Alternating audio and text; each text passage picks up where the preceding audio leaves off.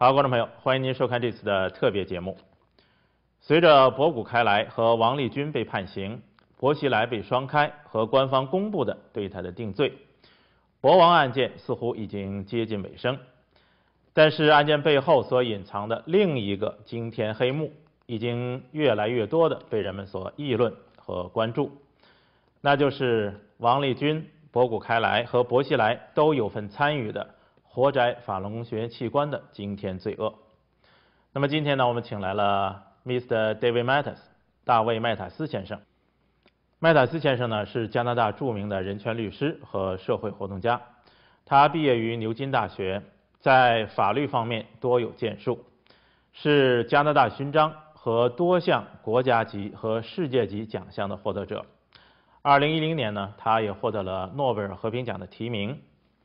2006年，麦塔斯先生和大卫·乔高开始独立调查有关在中国大陆对法轮功学员进行活体摘除器官的指控，并陆续出版了2本书《Bloody Harvest》血腥的器官摘取和《State Organ》国家器官。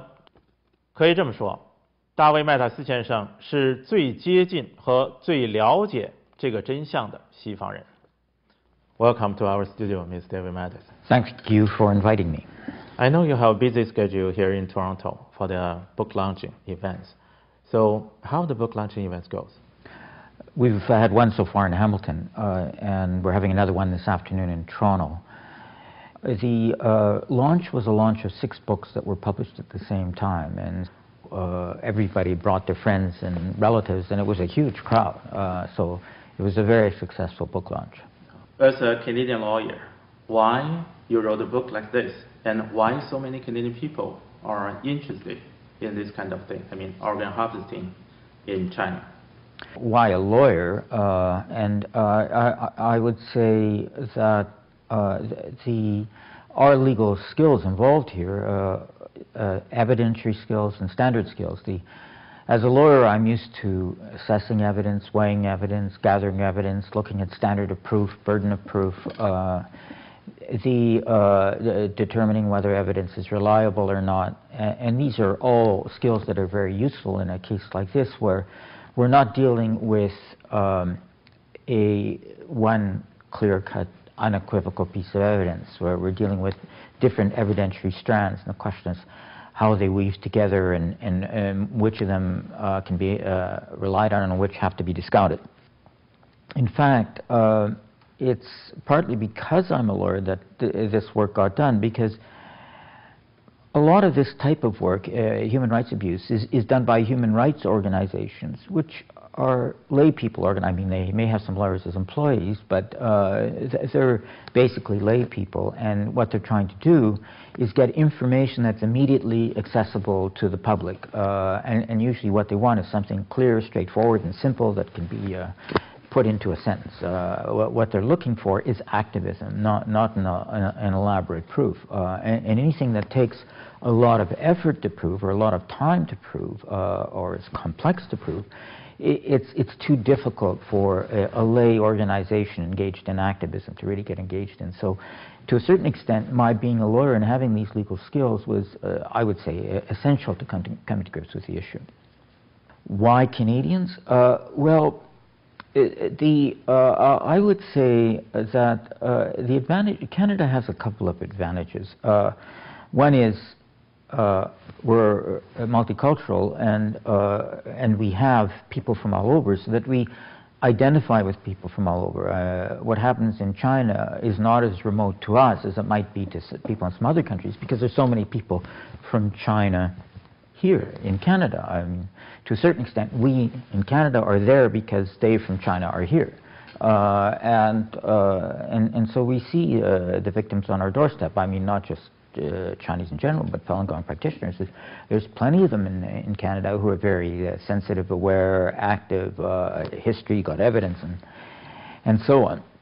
That's one reason. Another, I would say, is that from Canada, we are relatively safe in dealing with this issue. If you do in China what I'm doing in Canada, you would end up in jail. I mean, Gao Zhisheng is a good example of what happens if you do in China what I'm trying to do in Canada. So we can do in Canada what people in China cannot do, and I think we have to take advantage of that. That's right. In your first book of Bloody Harvest, you and Ms. David Kilger pointed out that the organ harvesting in China was systematic and widespread. Could you please explain how systematic it was? Obviously, we're dealing with a situation where we don't have the Chinese records, and the Chinese government is denying everything. They're trying to cover up everything, and so we're not in a position to tell you names, dates, times, places of every single organ transplant operation. We get information from Falun Gong prisoners who were in prison in China, got out of prison and got out of China. We've got some information from prisoners who were not Falun Gong but could see what was going on in prison. We have information from transplant tourist patients who went into China, got their transplants, and then came out. We have investigative calls made by callers into Chinese hospitals and courts and asking these places if they had organs of Falun Gong practitioners for sale. And what we're able to do is piece together a picture of where this is happening in China, and what we see is it's happening everywhere. Is that we have calls, we have patients, we have prisoners identified with virtually every major location in China. It's a pervasive practice in China from the evidence that we've accumulated. About the systematic issue you just discussed, would you say that this is the state policy pushing forward by the government with the goal of eliminating Falun Gong in China? I've given a paper on this at a conference, a genocide conference in San Francisco this year. I do think what's happening with the Falun Gong community in China is genocide, in the sense that there's an intent to destroy the group in whole or in part. Now, given the volume of transplants and the volume of Falun Gong practitioners, it's more, I would say, an intent to destroy the group in part rather than whole, because there's an estimated, at the time of the banning, the government estimated there's 70 to 100 million Falun Gong practitioners. The transplants are at the rate of 10,000 a year, and obviously that's not going to eliminate Falun Gong as a group. When you're dealing with 70 to 100 million people, it would take forever to do that. But it's a partial elimination. Now, in terms of policy, I would say if you look at the doctrines of responsibility at international law, command responsibility or superior responsibility, it doesn't just happen because somebody orders something. It also happens because somebody in charge knows what's going on and doesn't stop it. And I would say at the very least that there's that sort of responsibility. That I also believe that the Standing Committee of the Communist Party of China knows that this is happening and is not stopping it, and so they are complicit in that sense. The people whose organs have been harvested died one after another, so no single victim was survived to testify. When you're attending a conference or giving speeches around the world, did you have ever difficulties to convince the audience? Not really. Well, I suppose the only difficulty I have is that, as I say, there isn't one single piece of evidence that you could just pull out and convince somebody in 25 seconds, which may be why it hasn't got the media play in major television networks, because it doesn't easily reduce to a 10-second soundbite. But anybody who's sat down and gone through the evidence, gone through Bloody Harvest in the previous reports, is convinced. In fact, yesterday, in addition to the book launch on Hamilton, there was a public forum on this issue, and somebody in the audience, I don't know who it was, says, you know, it's impossible to disagree with this once you read through all the evidence. It's just overwhelming. Right after your first book was published in 2006, the Chinese Ministry of Health had a new regulation that they banned the sales of human organs and that any organ transplant must be agreed upon the donors. To the best of your knowledge, has the practice of organ harvesting of live Falun Gong practitioners ever stopped since then? No, no. I should say that our report first came out in 2006 in July, and then a second version in January 2007. But the book, which was the third version of the report, came out in November 2009. And, well, the Chinese government, I mean, they enact all sorts of laws. You can look at their constitution, which asserts all sorts of freedoms. The Chinese laws are cosmetic. They're propaganda. There's no mechanism for enforcement of the laws because the courts are not independent from the Communist Party. The courts take direction from the Communist Party. You don't have to take my conclusions about the disrespect for this 2006 law. Wang Zhefu, Deputy Minister of Health, November 2009, said himself that the sale of organs was still going on. He gave a speech about how it should be stopped, and he personally seems opposed to it, but he acknowledged it was still happening 3 years later. Recently, there was a congressional hearing held in U.S. about the organ harvesting in China. They heard the organ harvesting testimonies by Falun Gong practitioners, political dissidents, and minority groups. Meanwhile, there have also been rumors saying the Chinese Communist Party took organs from the prisoners. Of the total organ transplants that took place in China in recent years, what percentage would you estimate that the organs came from Falun Gong practitioners? Well, in this book, State Organs, I do have a chapter on numbers, and Ethan Gutman has a chapter on numbers as well. And dealing with numbers is difficult because, as I say, China's involved basically in cover-up. They don't publish death penalty statistics. They have 4 transplant registries. One of them's in Hong Kong, and in each of these transplant registries, I think one's for kidney, one for heart, one for lung, and one for liver.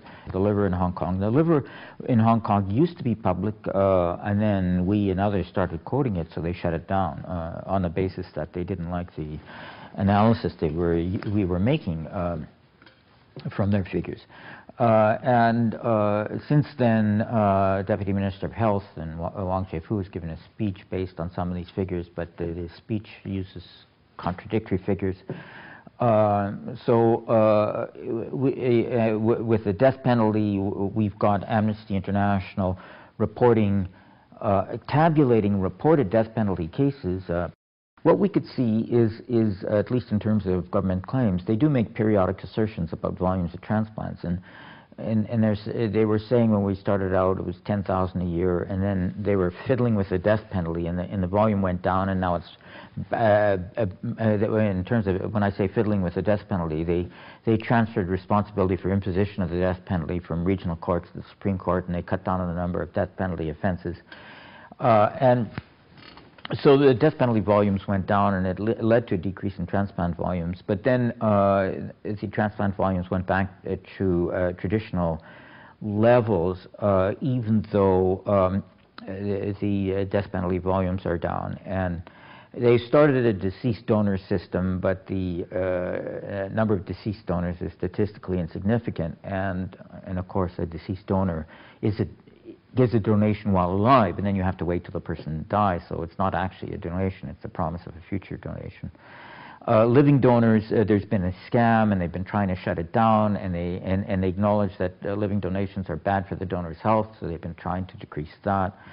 The living donation law says only relatives and people have been faking relative associations in order to sell organs. I mean, that would basically be only kidneys. So we're left with all these various strands of information, and my estimate based on that is that when we started out, that out of the 10,000 a year transplants, about 7,500 came from Falun Gong, and about 2,500 came from death penalty and others. Ethan Gutman has identified other sources, other prisoners of conscience, Uyghurs, House Christians, Tibetans, also being sourced, but obviously not in the same numbers because these are smaller phenomena. And my estimation now, after the decrease in the death penalty, is that the actual Falun Gong sourcing has gone up to about 8,500 out of the 10,000. So that's my estimate now. Throughout all these years, you have been participating activities around the world to expose the crimes of organ harvesting in China. In your opinion, which organizations should or could actively participating in these kind of efforts to stop the crimes? Oh, there's a number of different organizations that could be involved, in fact have been involved, could be helpful, and in some cases have been helpful. There's the whole transplant professional community, and to a certain extent state organs is a reflection of the interest of that community, because many of the authors in that book are transplant professionals. Gabe Danovich, Art Kaplan, Ghazali Ahmed from Malaysia, and Torsten Trey. He's not a transplant professional, but he's a doctor. Maria Singh from Australia, also a doctor. There is I would say, the transplant community, and there is an international association of transplant professionals called the Transplantation Society, which has been active not only in setting ethical standards generally, but dealing specifically with the phenomenon of China and the sourcing of organs from prisoners. We've been also dealing with the World Medical Association, which hasn't been as helpful, but they have been in some discussions with the Chinese Medical Association about this issue. And of course, each of these international associations have national counterparts who could be useful, and in some cases are. There's the whole human rights community, the various human rights non-governmental organizations. Again, some of them have been very helpful. The International Society for Human Rights, headquartered in Frankfurt, their Swiss branch has been very active in combating this issue, and conducted a campaign and gave David Kilgore a prize and a platform. Human Rights Without Frontiers, headquartered in Belgium, has also been very active in this issue. And again, they've been trying to organize advocacy through the European Union and given us a platform also.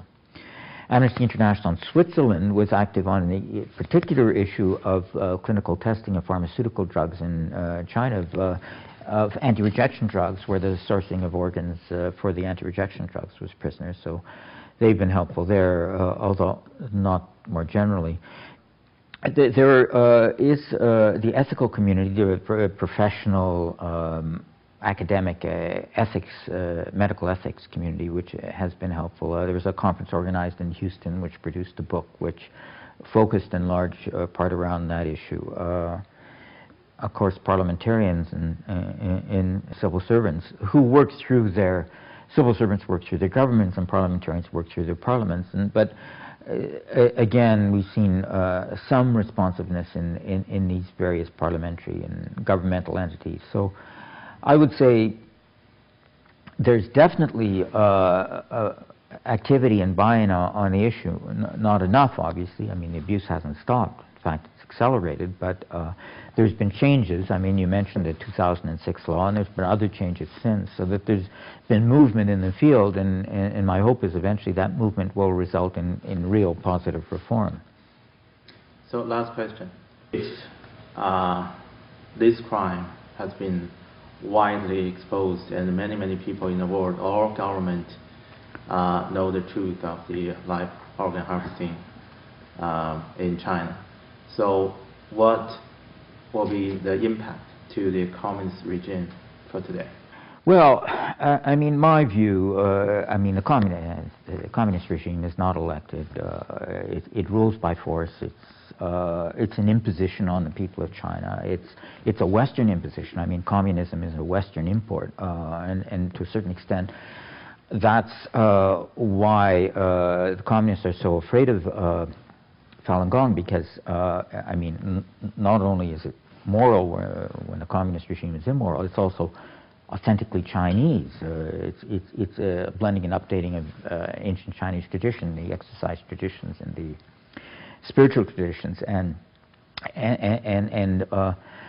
of course it is spiritual, and the communist regime is atheist, and so this the communist regime feels that the Falun Gong is antithetical to everything they stand for, and a real threat to them ideologically, to their ideological supremacy, because of its roots in the real China, so to speak. And I mean, I would like to see a China that is democratic, that is free, that is diverse, where people could be free to be Christians and Falun Gong, and I mean, my specific role in all this is to try to end the killing of Falun Gong for their organs. I mean, I would say that the killing of Falun Gong for their organs discredits mightily the communist regime. But of course, I mean, Tiananmen Square discredited them very badly. And so my view is, and I think we should learn from Tiananmen Square, I mean, just establishing beyond doubt that the communist regime has done something horrible isn't enough by itself to remove the regime, because it's not, there's a lot of censorship that goes on. I mean, how was a regime able to survive Tiananmen Square when, as I say, it was broadcast publicly? Well, I mean, it was a combination of brute force and propaganda. I mean, this is Mao Zedong. Ideology. You stay in power through the pen and the sword. It's a combination of and censorship and so on. And we see that with our report. And I mean, one of the things that's actually interesting now is that our report and everything associated with it was banned from China until this dispute about Bo Xilai and Wang Lizhen. And once there was an attempt to get Bo Xilai out of the Standing Committee in the Communist Party and Chongqing, all our stuff became public. And it's still public. You can still see it in China. And that tells me that this is part of the internal power struggle. I mean, the reason it's there is it's an attempt to discredit Bo Xilai and his faction, Zhou Yongkang and Jiang Zemin, who have been instrumental, the leaders in the persecution of Falun Gong. And so, I mean, I don't know where this is all going to end, but it leads me to think that, you know, that it may lead to some alleviation in the plight of Falun Gong, because the abuse of Falun Gong is being used against the abusers, I mean the lead abusers. And so without a complete change in the regime, I think there's some reason to hope that there might be, at least in the short term, an alleviation in the plight of the Falun Gong in China. Thank you, David Mathis, for your great efforts and for this interview. Okay, thanks. Thanks again. 好，观众朋友，希望您更多的了解这方面的真相，并帮助制止这个地球上从未有过的邪恶。好，再见。